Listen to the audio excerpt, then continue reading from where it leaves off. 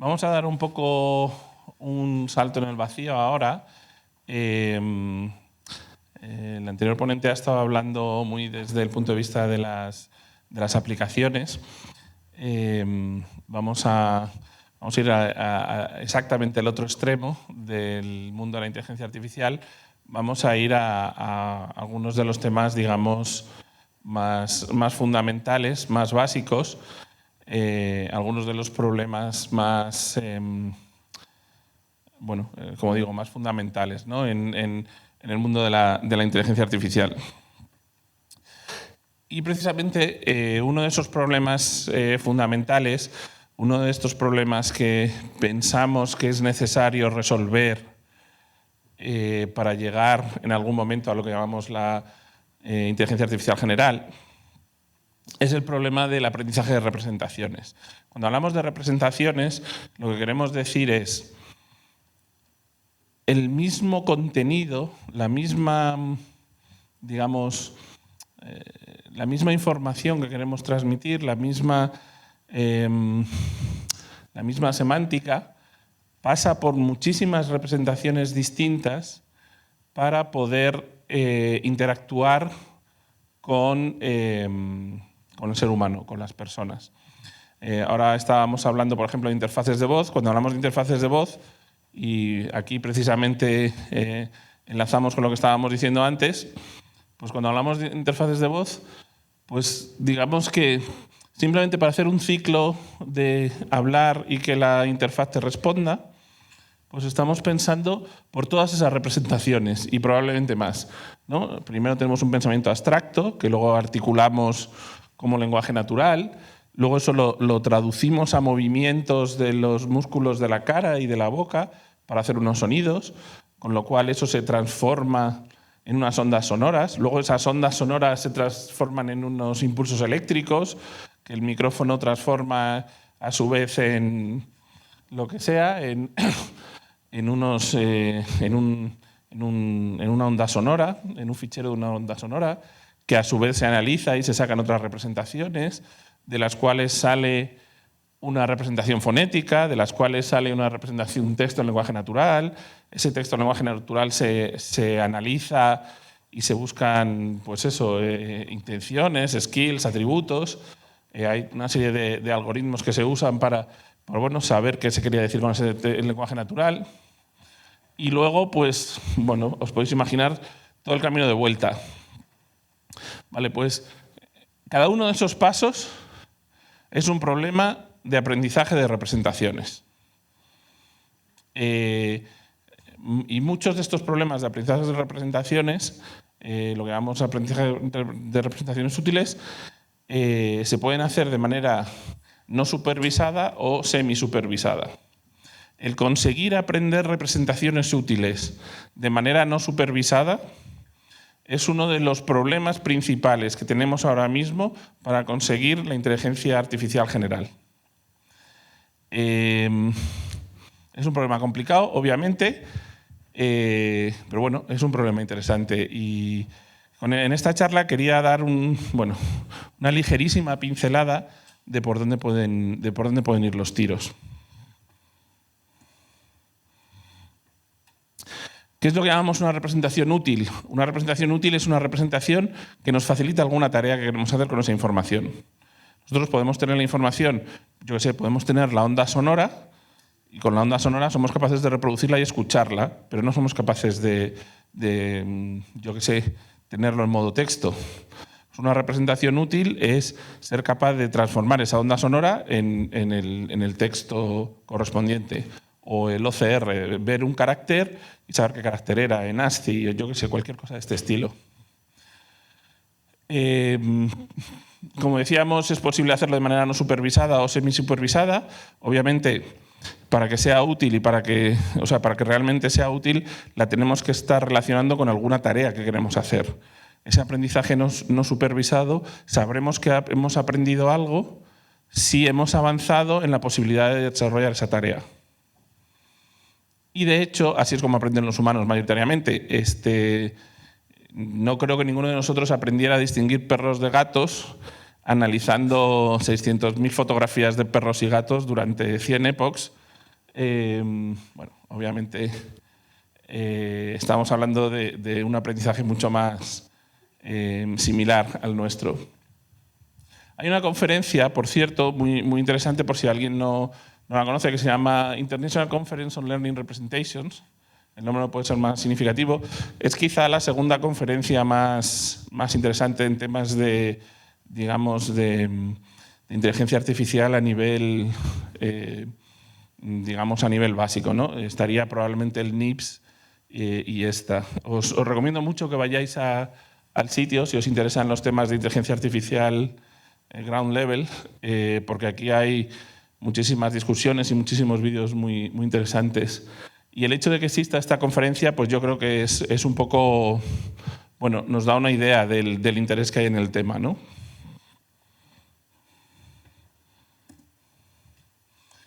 Algunas veces cuando hablas de aprendizaje de representaciones útiles, bueno, pues la gente que bueno, se leyó un tutorial o algo y tiene alguna idea de Machine Learning, pues dice, bueno, eso es simplemente reducción de dimensionalidad. Esto es tener unos datos muy grandes y representarlos de una manera más resumida.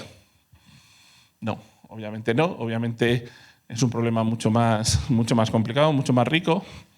Y un poco lo que quería comentar aquí es que hay, digamos, reducción de dimensionalidad es cualquier cosa que me permita representar algo con menos cantidad de bits in bytes.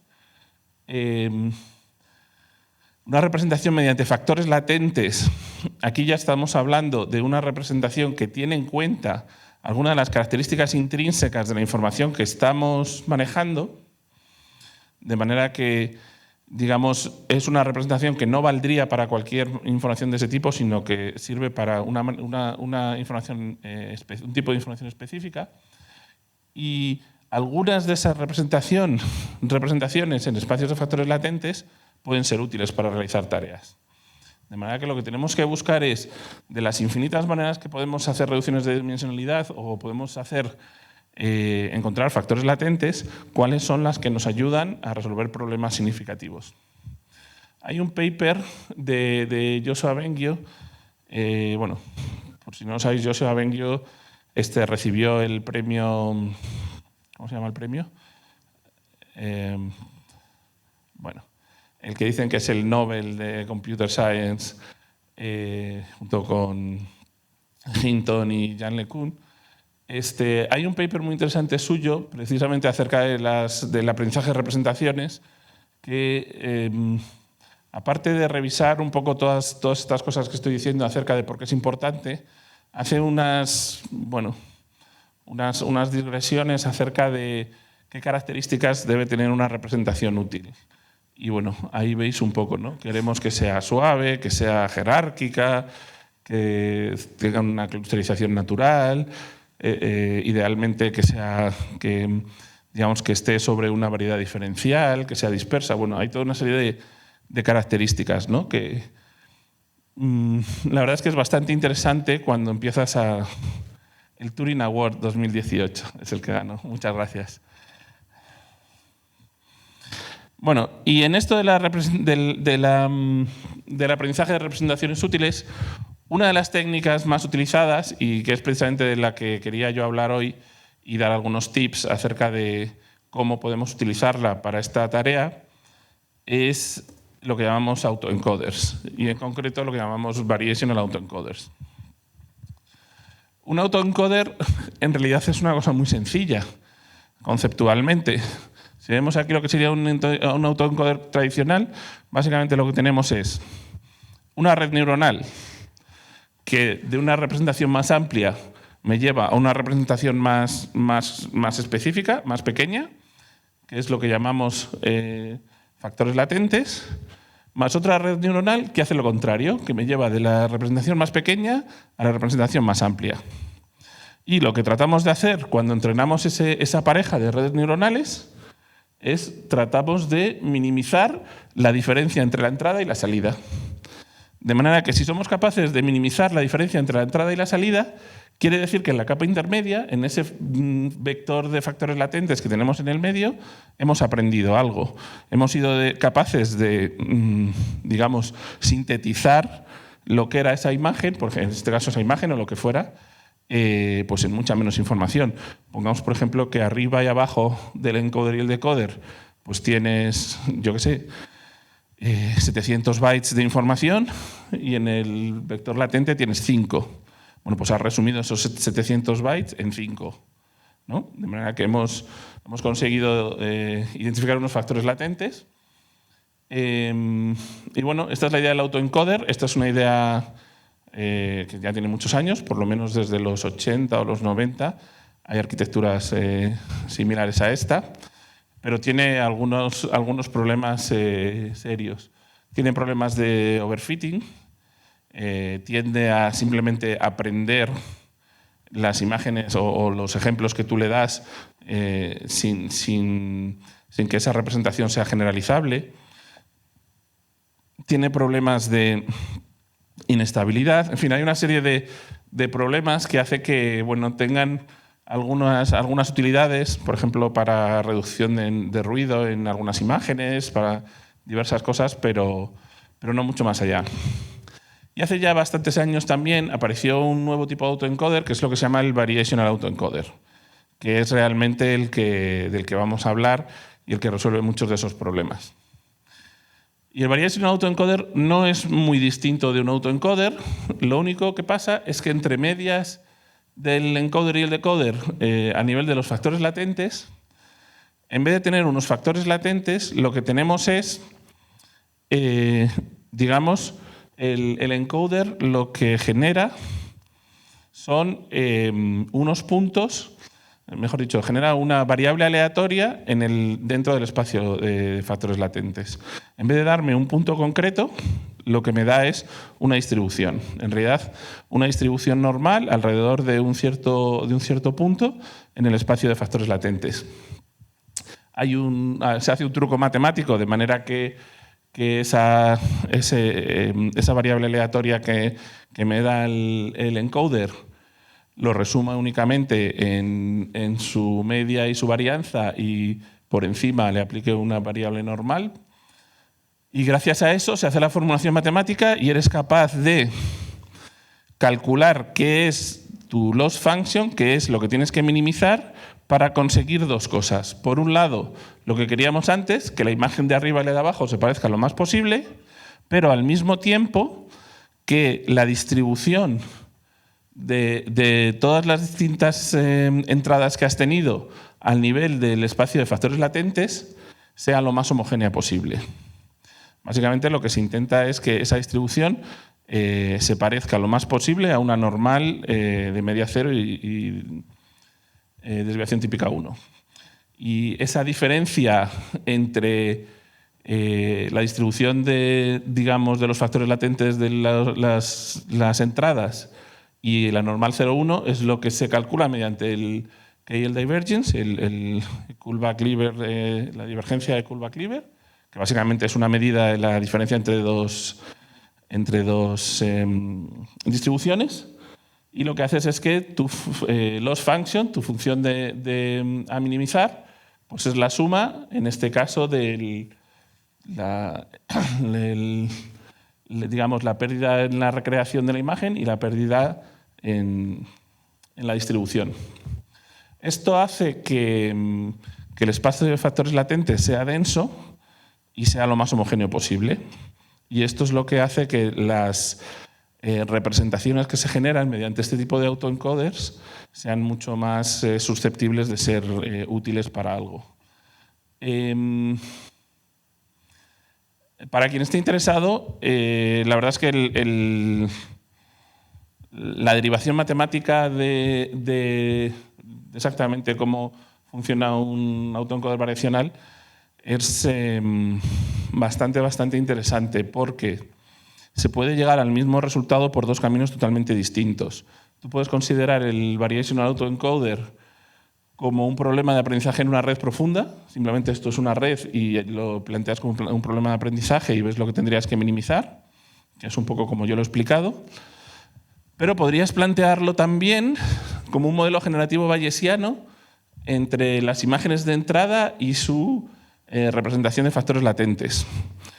Y si lo planteas como un modelo generativo bayesiano, sabiendo que el resultado que quieres obtener en el espacio de factores latentes es un normal 0,1, pues bueno, pues puedes aplicar tus técnicas de inferencia variacional, y resulta que aplicando esas técnicas de inferencia variacional, digamos, con unas matemáticas totalmente diferentes, llegas al mismo resultado. Lo cual, pues, por un lado es muy bonito y por otro lado es muy interesante porque te permite otras arquitecturas analizarlas desde ese punto de vista.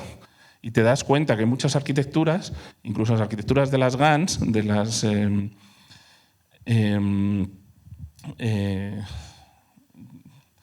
Generational Adversarial Networks, también se pueden representar como un problema de inferencia bayesiana.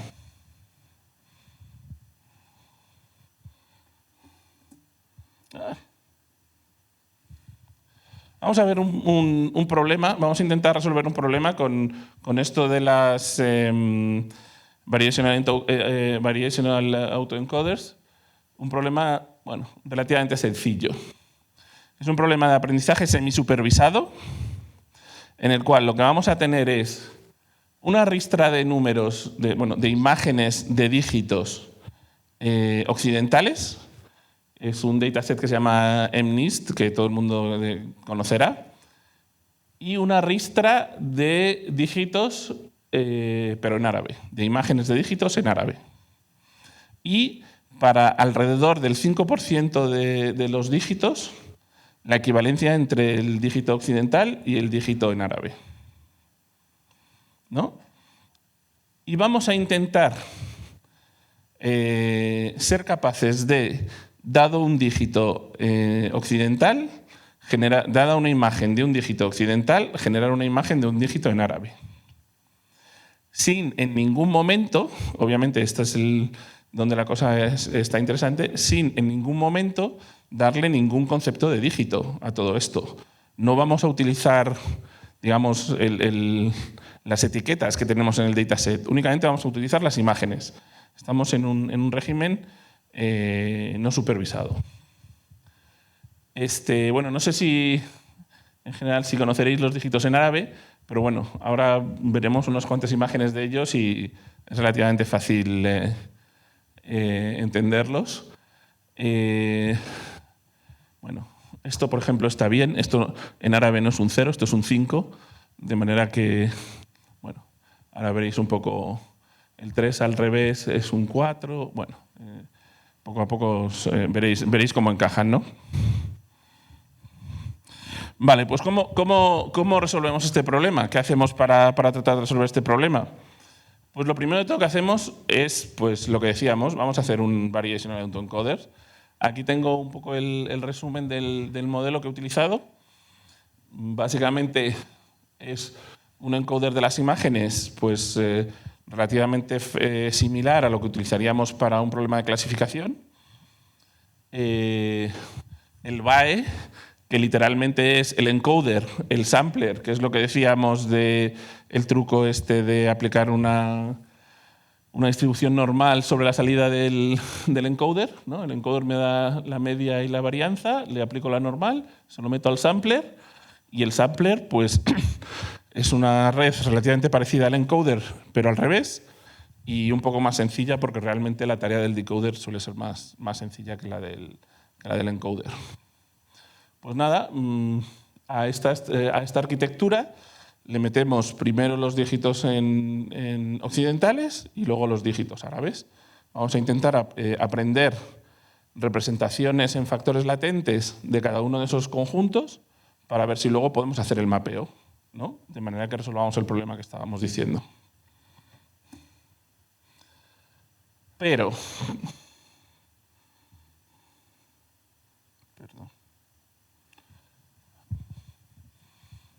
lo hacemos así, lo hacemos con nuestra mejor intención y utilizamos nuestros conocimientos de regularización y entrenamos y demás, y a lo mejor que llegamos es a algo como esto. ¿Qué es lo que vemos aquí? Lo que vemos es que la reconstrucción de las imágenes tiene una cierta cantidad de ruido. Vemos arriba la diferencia entre la imagen original y la imagen reconstruida. Vemos que se le ha metido bastante ruido y que incluso en algunos casos parece que se ha confundido de imagen, ¿no? El segundo dígito que vemos aquí en árabe, el de arriba sería un 9, el de abajo sería un 2. Este de aquí, bueno, no está muy claro el de abajo si es un 2 o un 3. Perdón, si es un 3 o un 4. En fin, hay algunos...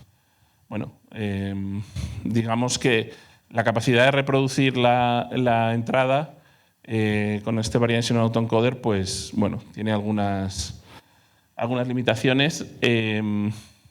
Y esto lo vemos también, y yo creo que estas representaciones son bastante interesantes.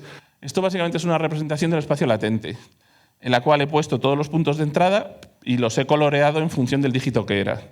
Obviamente, el autoencoder no sabe nada de los dígitos. Como hemos dicho, estamos en un régimen no supervisado. Pero para ver cómo están, digamos, dónde han aparecido cada uno de los dígitos en el espacio latente, pues bueno, si lo hiciéramos en 2 dimensiones tiene esa pinta. Vemos que hay bastante overlap. Aquí claramente hay ciertos dígitos que se confunden. Bueno, obviamente aquí esto pues habría que mejorarlo para que la cosa funcionara más o menos bien. Y aquí sale un desarrollo que me parece bastante interesante y sobre todo me parece bueno como para tenerlo en la mente sobre el tipo de arquitecturas que hay que buscar para estas cosas, que es lo que se llama utilizar un perceptual loss. En vez de utilizar como función de pérdida, como loss function, la diferencia entre las imágenes, lo que vamos a tratar de hacer es utilizar como loss function la diferencia entre la percepción de las imágenes en una red neuronal que trata de clasificarlas. O sea, básicamente lo que estamos haciendo es usar esa red neuronal para extraer features y sin ir a las últimas capas, sino quedándome en las capas intermedias, igual que si estuviéramos haciendo transfer learning, en las capas intermedias lo que tenemos son algunas features que no sabemos exactamente qué son, pero que son features que son útiles para identificar el dígito, en este caso. Vale, pues en vez de comparar píxel a píxel, comparamos las features intermedias en ese modelo perceptual. Entonces, ¿qué hacemos? Pues hacemos una nueva red neuronal para la clasificación de dígitos en cada uno de los 2 lados. Eso sería nuestro modelo perceptual. Y decimos, pues me voy a quedar con ciertas capas, les voy a dar ciertos pesos a esas capas y esta va a ser mi loss function, esta va a ser mi diferencia en términos perceptuales, en vez de ser mi diferencia en términos de píxeles. De manera que, por ejemplo, como tenemos la primera capa va a ser una convolucional, pues ya sabemos que si, por ejemplo, la imagen la movemos un píxel a la derecha, la pérdida es 0, porque desde el punto de vista de las features que vas a generar después, pues eso va a desaparecer. Cosas de este estilo, ¿no? Mientras que ese mover la imagen un píxel a la derecha, en cualquier métrica de diferencia de píxeles, pues ya me está dando una diferencia, ¿no? Bueno, ahí dejo el paper que habla de todo esto. Se llama Deep Feature Consistent Variational Autoencoder, de 3 chinos. La verdad es que es un paper bastante interesante y hay por lo menos 2 o 3 follow-ups. Bueno, se le puede seguir dando vueltas a este tema, la verdad es que es bastante interesante. Lo interesante aquí es que pensemos en esta arquitectura, porque aquí ya empezamos a tener un montón de redes por arriba y por abajo, pero que pensemos claramente qué es lo que estamos tratando de hacer. Lo que estamos tratando de hacer es identificar unos factores latentes que tengan una distribución lo más homogénea posible y que al mismo tiempo me identifiquen de la mejor manera posible digamos, aquellos factores que implican que participan en cómo percibo esa imagen, ¿no? Digamos, esa percepción de la imagen. Pues nada, si metemos este modelo, aquí está, bueno, resumido cuál sería el classifier que utilizamos para el perceptual loss y, bueno, una nota al margen. los dígitos árabes son complicados. Son bastante más complicados de clasificar que los dígitos occidentales. La caligrafía árabe es muchísimo más libre que la nuestra. Y realmente con la misma arquitectura, para los dígitos occidentales sacabas un 97 y para los dígitos árabes sacabas un 80, o realmente ni siquiera convergía y tal. La verdad es que tuve que meterle mucha regularización para que funcionara con los dígitos árabes. Bueno, y ahora tenemos lo mismo, pero con el modelo perceptual. ¿Y qué es lo que vemos? Pues lo que vemos es que la reconstrucción es muchísimo más fiel y lo que vemos es que la representación de los datos en el espacio latente está mucho más separada. Hemos conseguido una clusterización natural de los dígitos.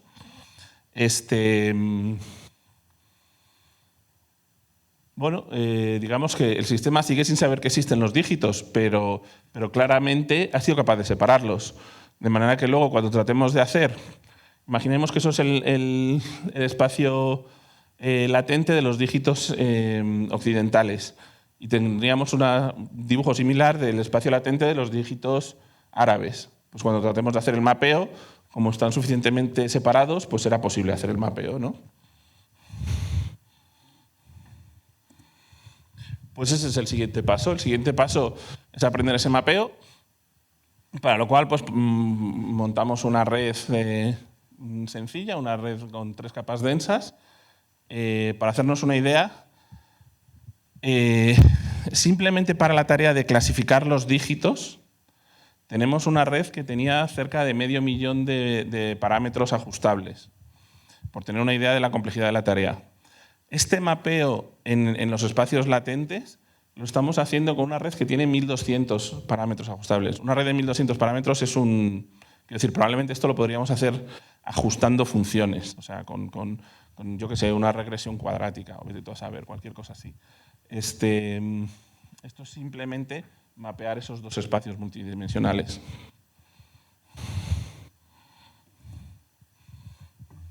Y bueno, aquí vemos los resultados. No es perfecto, pero funciona casi siempre. Y la verdad es que, pues, bueno, me llevé una alegría cuando conseguí que funcionara. Se sigue equivocando. Muchas veces los 9 los confunde con ceros. Digamos que el 9 se parece demasiado tanto al 0 como al 5. Y como está entre medias del 0 y el 5, me sale el punto gordo, que es justo entre medias del 0 y el 5 en los dígitos árabes. Y eso suele pasar. Aquí está más cerca del 5, aquí está más cerca del 0, pero es una mezcla entre punto gordo y una V. Aquel 2 de ahí arriba, no sé por qué, lo interpretó como un 5. Este 9 lo he interpretado como un 4. El 3 al revés en árabe es equivalente a nuestro 4. Pues bueno, aquí ese 9, cuando lo ha querido traducir, pues le debió parecer que era un 4, ¿no?, a la hora de traducirlo. Pero vemos que en general hace un mapeo bastante fiel. Y esto, como digo, sin que en ningún momento le hayamos dado ningún concepto de que existen los dígitos. Podría haber habido 12, podría haber habido 15, podrían haber sido cualquier otra cosa. O podría esto haber sido la piedra Rosetta, ¿no?, que es un poco la inspiración que tuve a la hora de plantear este problema como un reto, pues, para ver qué tipo de cosas, como ejemplo, ¿no?, para mostrar qué cosas hacemos con los variational autoencoders. Pues esto sería un poco el equivalente a la piedra Rosetta, ¿no?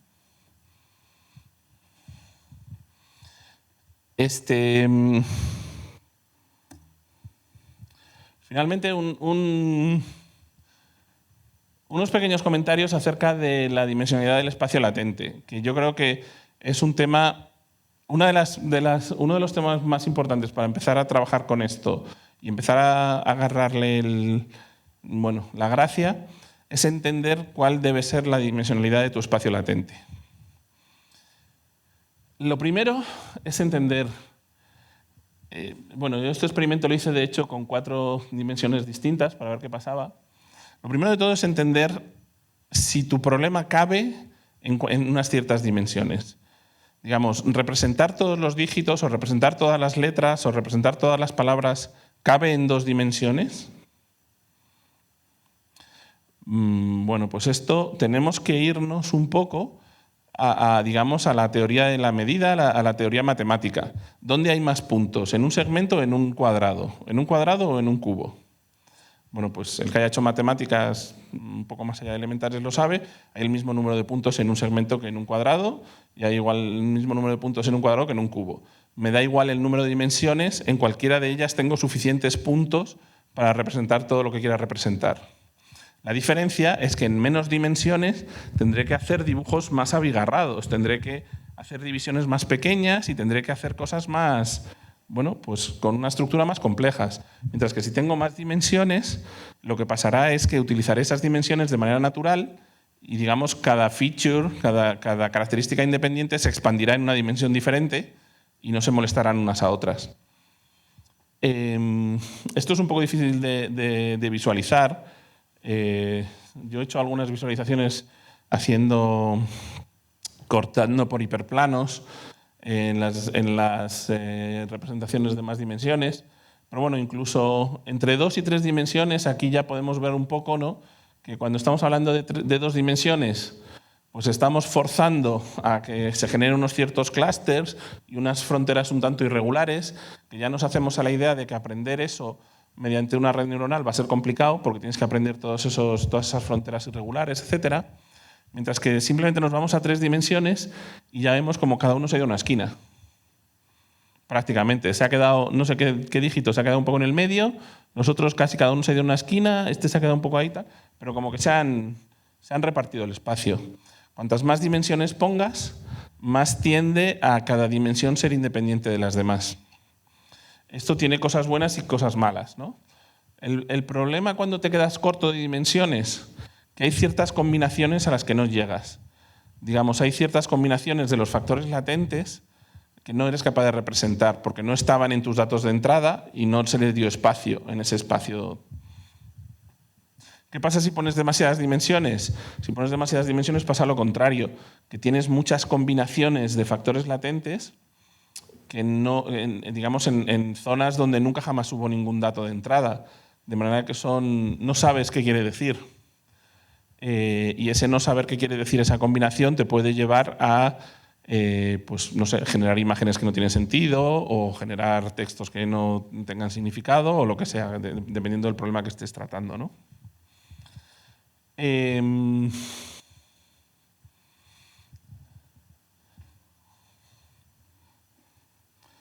No sé si hay alguna pregunta hasta aquí, alguna cosa que queráis comentar. Veo caras de asustado. Os pido perdón. No, sí. Luego tenemos una sección de preguntas al final, ¿vale? O sea, si tenéis alguna las podéis ir pensando. Yo luego te voy a lanzar una, ya la tengo pensada. Vale, no, pues simplemente quería terminar diciendo esto, ¿no? Que bueno, cuando trabajamos en Machine Learning, en inteligencia artificial, muchas veces nos centramos en los problemas sencillos y como problemas sencillos, desde luego, consideraríamos el aprendizaje supervisado, pero muchas de las cosas más interesantes y muchas de las cosas que nos llevarán a conquistar nuevos terrenos y nuevos problemas están en el mundo del aprendizaje no supervisado y de semisupervisado y problemas similares. Nada más por mi parte. Si tenéis cualquier cosa, pues seguiremos por aquí durante la siguiente charla y durante las cervezas.